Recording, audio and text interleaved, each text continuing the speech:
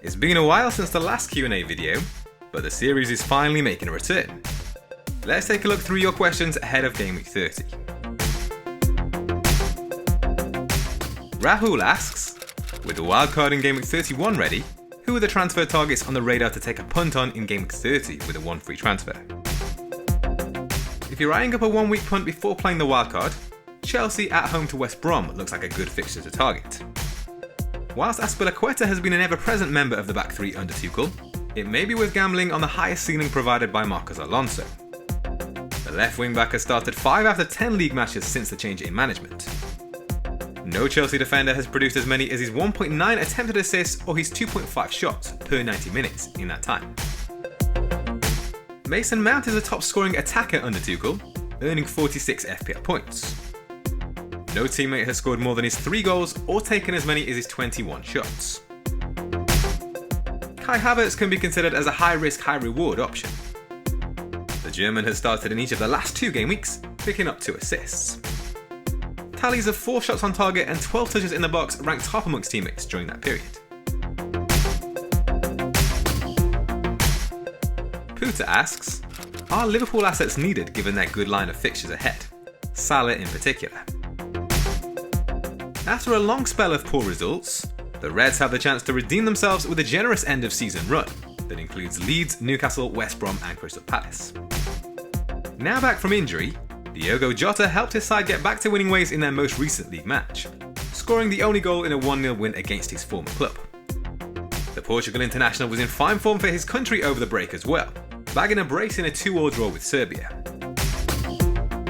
Alexander-Arnold has started to recapture some form of late, helping his side keep 2 clean sheets in the last 4 game weeks. His 10 attempted assists in that time ranks top amongst defenders, while only Cancelo and Lawson have created more big chances than his 2. The big talking point will be whether or not to include Mo Salah on the wildcard, with the Egyptian netting just 4 goals in 13 league matches during this calendar year. Ultimately, it will come down to which other big hitters you decide to go with, which ties in nicely with our next question. Reshav asks, must have big hitters for the rest of the season? 2 names instantly jump out, Bruno Fernandes and Harry Kane. Not only are they the top scoring FPL assets this season, but they've remained the most consistent amongst premium picks during this calendar year. With fairly good remaining fixtures, there's no need to fix what isn't broken.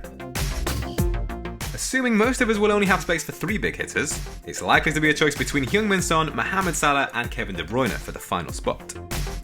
The Man City midfielder has the advantage when it comes to current form. He netted a brace against Southampton in his last league outing, followed by goals in the Champions League and FA Cup, and has since been on the score sheet for Belgium over the international break. But the big concern with him is rotation. We've already seen him drop to the bench against Fulham in Gameweek 28. With the league all but wrapped up, and Champions League perhaps now taking priority, is that a sign of things to come?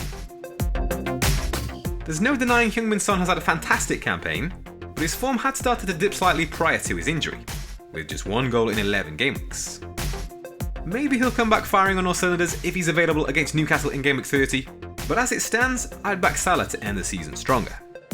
Despite his poor returns during this calendar year, the Egyptian has still recorded 9 big chances, ranking behind only Sterling and Gundogan amongst midfielders, each on 10. Only Bruno Fernandes has taken more than his 35 shots.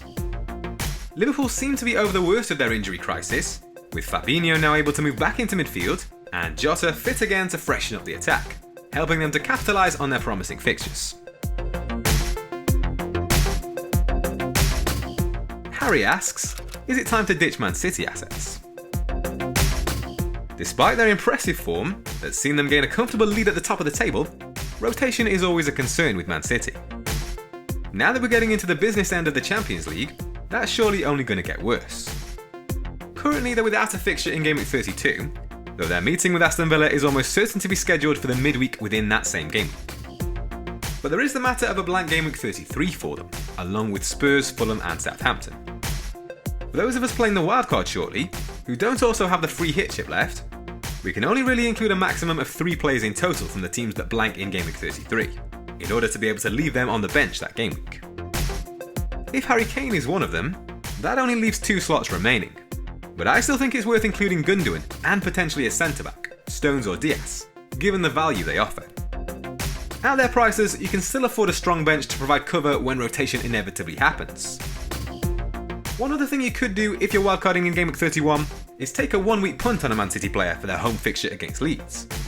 The first leg of their Champions League quarter-final against Dortmund takes place just before that game. So if the likes of Sterling or Mahrez were left out of the 11 midweek, you could gamble on them starting against Leeds, potentially even giving them the captain's armband, with a view to selling them more or less straight after. MUFC Addy asks, is a Chelsea defender a must-have?